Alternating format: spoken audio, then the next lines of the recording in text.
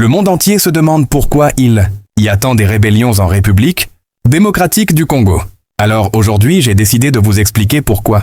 En RDC, ceux qui risquent leur vie pour défendre le pays dorment affamés, pendant que ceux qui le pillent dorment dans le luxe. Les militaires marchent pieds nus dans la boue, pendant que les députés roulent en un 4x4 avec escorte. Un soldat congolais gagne en un mois ce qu'un député vole en 1 heure. L'État préfère financer les bavardages à l'Assemblée plutôt que les balles dans les fusils. On affame les militaires pour mieux les contrôler, pendant qu'on engraisse les députés pour mieux les corrompre.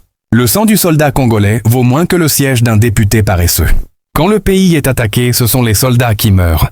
Mais quand le pays est pillé, ce sont les députés qui s'enrichissent. Les militaires protègent la nation, mais c'est la nation qui protège les voleurs en cravate. Le patriotisme du militaire est exploité, le mensonge du député est récompensé. La misère du soldat n'est pas une fatalité. C'est une stratégie de ceux qui craignent un peuple armé et digne. Un militaire affamé ne peut pas défendre un pays trahi de l'intérieur. Le budget du Parlement grossit à mesure que la dignité du soldat s'effondre. Le député congolais est payé pour parler, le militaire pour se taire et mourir. La République nourrit ses parasites, mais laisse mourir ses défenseurs.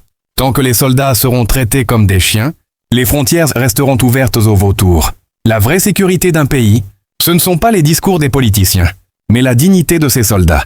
On construit des villas pour les députés, mais pas de casernes pour les militaires. Le soldat meurt sans assurance, le député vit avec impunité. En RDC, on applaudit les voleurs au Parlement et on oublie les héros au front. Le pays est tombé si bas que les traîtres sont récompensés et les patriotes méprisés. Alors, je demanderai aux militaires de choisir parmi eux un bon capitaine afin de prévoir et de préparer un bon coup d'État pour renverser le pouvoir de ces larbins esclaves de salon.